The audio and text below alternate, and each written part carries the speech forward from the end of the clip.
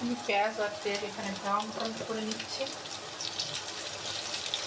একটু ব্রাউন করে নেব আর কি। তো এরপর যে আমি একটু ব্রাউন করে নিই, তারপরে এখানে যেটা দেবো একটু আদা দিয়ে দেবো।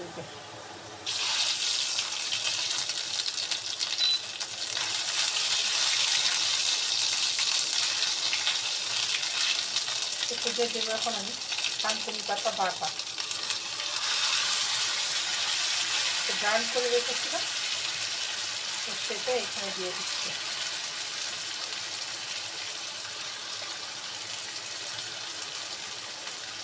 একটু পেট খারাপ হয়ে যায় এগুলো খেলে, বা আলু সিদ্ধ খেলে খুব দ্রুত ভালো হয়ে যায়। যদি কারো বদহজমও হয়, তো আশা করি এটা খেলে অনেকটাই ভালো হয়। এরপর যে এখন একটু হলুদ দিয়ে দেবো। হলুদটা দিলে একটু কালার সুন্দর আসবে। দিলেও হয়, না দিলেও হয়, কারণ এটা সবুজ জিনিসটা সবুজ রাখতে চাইলেও বেশ ভালো। আমি একটু হলুদ দিয়ে দিলাম, আর একটু দিই। আমার কাছে আবার এগুলো একটু ভালো লাগে। ভাত হলুদ দেখা যায়, বা একটু শুকনো মরিচ যখন মাছ রান্না করি, লালটা একটু সুন্দর না হলে, একটু মাছ মাংস একটু ফ্যাকাশে দেখা গেলে আসলে রুচিতে কুলায় না খেতে। কার কেমন হয় আমি ঠিক জানি না। তো আমি এখন একটু কমে আসছে, যে এখন একটু লবণ দিয়ে দেবো।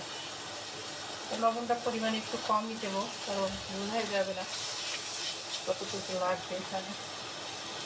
আর 1 চিমটি দিয়ে দিলাম, 2 চিমটি দিয়ে দিয়েছি। এরপর যে এটা আমার প্রায় শেষ। এমন আহামরি কিছুই না, থানকুনি ভর্তাটা।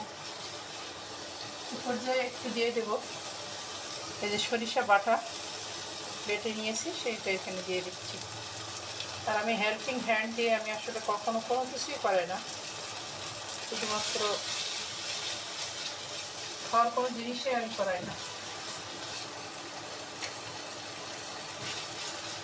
নিজেরটা নিজে করে খাওয়ার চেষ্টা করি, যতক্ষণ সুস্থ আছি সবল আছি।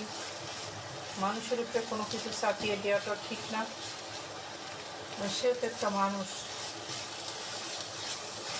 কষ্ট দিয়ে কী লাভ। আমার হেল্পিং হ্যান্ড আছে অবশ্য, আমি শুধুমাত্র ঘর ওয়াশ করি আর কিছুই করি না, বাকি সব নিজেই করি।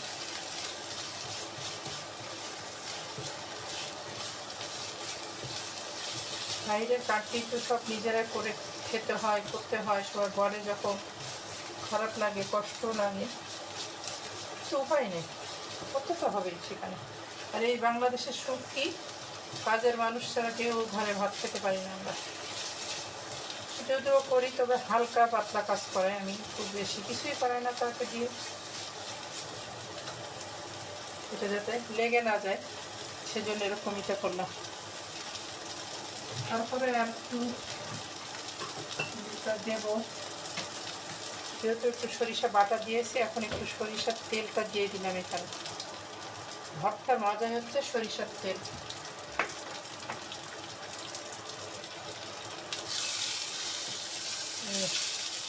এরপর যে আমার এটা শেষ। আল্লাহ হাফেজ। থানকুনি পাতা কে চিনে না চিনে তা তো জানি না, আমি নিজেই করে ফেলছি এটা। আল্লাহ।